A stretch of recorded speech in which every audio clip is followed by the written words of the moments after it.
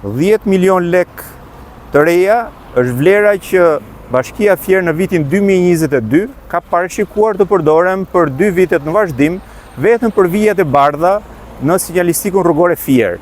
Pra i thon 50 milion lek të vjetra në vit të parashikuara vetëm për vijat e bardha. Nga prokurimet del që Bashkia Fier harxhon 400.000 deri në 600.000 euro mesatarisht në vit për rikonstruksion dhe mirëmbajtje rrugësh. Pra ku këtu përfshihet dhe kjo vlerë që ne gjejmë. Meqenëse qytetarët e Fierit ankojnë vazhdimisht për gjendjen e rrugëve dhe sidomos dhe për sinjalistikën për vijat e bardha, vetëm dje një qytetar me handicap, pra që shkon pjesërisht, na ka kërkuar dhe më ka thënë arkitekt, të lutem, sepse mirë që vijat e bardha nuk janë si në Evropë, që janë sinjalistik për të verbrit, por të paktën të ekzistojnë. Dhe atëherë ne sot kemi ardhur këtu përballë Bashkisë Fier, ku do shikojmë itinerarin që mund të bëjë dhe kryetari i bashkisë, i cili Facebookun e ka të mbushur me foto fantastike ku rrugët e Fierit janë të gjitha si në Evropë, por ne do shikojmë tani duke dalë që nga para bashkisë dhe shikojmë pikërisht dhe vijat e bardha që ndodhen para bashkisë. Shikojmë gjendje. Pra edhe këtu duket degradimi dhe një pjesë e mirë e tyre janë fshirë totalisht. Ne tani do vëmë dhe do i hedhim dhe një sy dhe gjendjes në disa prej zonave ku na kanë sinjalizuar dhe qytetarët. Vetëm 100 metra nga bashkia kemi spitalin e Fierit, si që shikojmë dhe tabelën, dhe këtu është dhe tabela vertikale sinjalizon vijat e bardha. Vijat e bardha janë zhdukur aty ku kalojnë automjetet. Pra, si që shikoni, vijat e bardha nuk duken ditën, imagjinoni natën që nuk kanë si shenjë. Tani ne vazhdojmë dhe të kalojmë rrugën nga krau tjetër. Tu janë inekzistente, pra, ku do kaloj qytetari në kraun tjetër. Inekzistente, vijat e bardha nuk ka. Dhe ja ku është spitali i Fierit.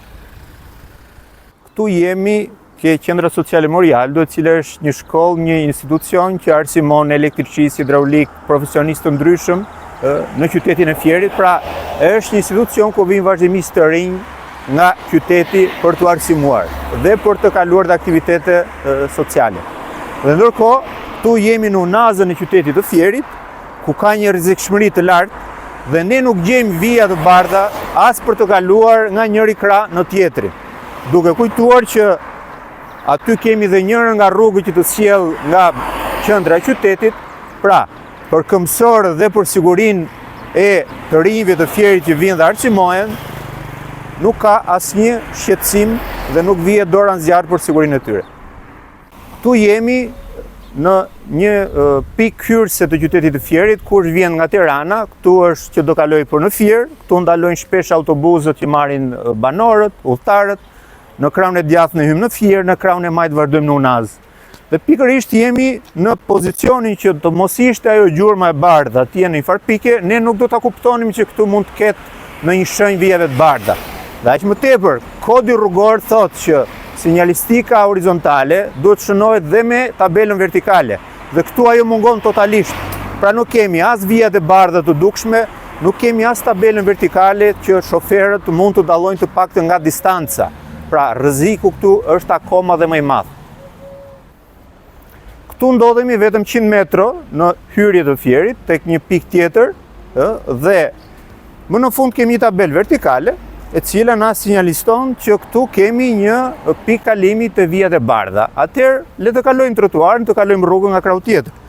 Pra, po mos ishte ajo tabela, siç e shikoni, vijat e bardha janë inekzistente. Pra, këtu nuk gjejmë as gjurmë më të vogël.